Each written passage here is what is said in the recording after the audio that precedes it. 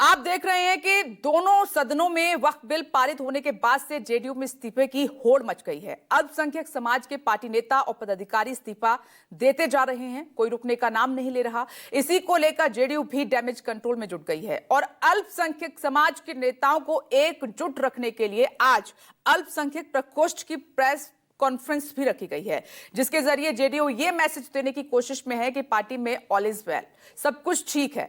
ऐसे में यहां सवाल यह है कि वक्त पर जेडीयू में बगावत बदल रही है क्या नीतीश की सियासत? आज सुबह की डिबेट इसी मुद्दे पर हम करने वाले हैं और इसके साथ ही बात इस मुद्दे पर भी होगी कि वक्त पर खेल कर रहा है क्या विपक्ष और क्या मुस्लिमों को मना लेगा सत्ता पक्ष। चर्चा के लिए वरिष्ठ सहयोगी होंगे और एक बड़ा पैनल हमारे साथ जुड़ेगा, उनका परिचय मैं कराऊं। वक्त पर मचे जेडीयू में घमासान पर क्या प्रतिक्रियाएं सामने आ रही हैं, पहले वो सुन लीजिए।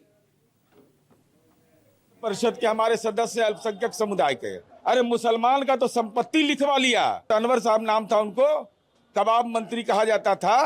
उनके कोऑपरेटिव कंपनी में हेर फेर किया इन लोगों ने, एमएलसी बनाने के लिए जमीन लिखवाया। ये अल्पसंख्यक नीतीश कुमार जी को के हिमायती है ना।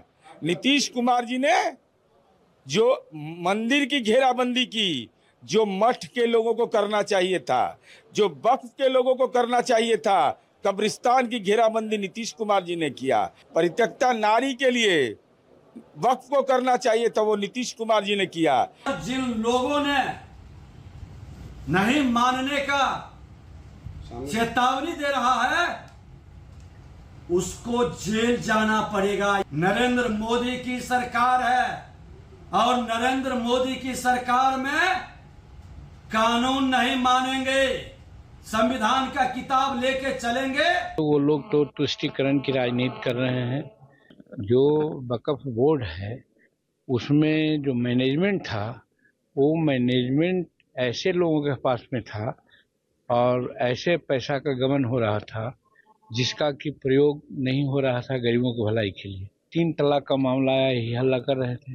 370 का कानून था, जब आया तो उसी तरह से लोग हल्ला कर रहे थे। ये किसी धर्म के विरुद्ध की बात नहीं, व्यवस्था के विरुद्ध है। व्यवस्था खराब थी, चंद लोगों के हाथ में था, वर्चस्व उनको था, उसको हटा करके उसको व्यापक किया गया है। संख्या बल के आधार पर भले ही केंद्र की सरकार ने वक्त संशोधन बिल को पास करा लिया हो, लेकिन बहुत ज्यादा का अंतर नहीं रहा।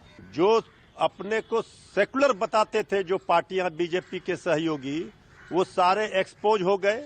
आदरणीय नीतीश कुमार जी तो पूरी तरह से आरएसएस के सांप्रदायिक शक्तियों के रंग में रंग गए। आदरणीय नीतीश कुमार जी का पार्टी जेडीयू का नाम बीजेपी यू कर देना चाहिए। अब जेडीयू में भगदड़ मचा हुआ है। इसका लाभ जो चंद लोग हैं बीजेपी माइंडेड, वो पूरी पार्टी को, जेडीयू को समाप्त करने में लगे हैं। नीतीश कुमार जी का जो स्वस्थ है, जो मानसिक स्थिति है, वो बहुत वर्तमान समय में बहुत अच्छा नहीं है और नीतीश कुमार के दल में 90% आरक्षण विरोधी लोग हैं, लेकिन नेता जो हैं वो एसटी एससी विरोधी है। वो बीजेपी के साथ दूध मिश्री के तरह मिले हुए हैं। जिस दिन वोटिंग होगा बिहार में 5 बजे के बाद नीतीश कुमार जी की जरूरत बीजेपी को नहीं है।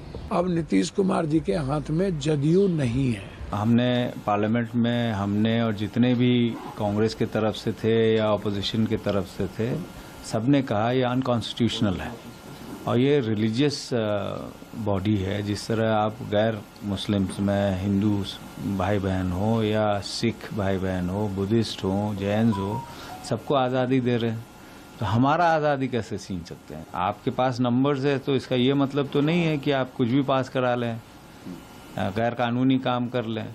और हम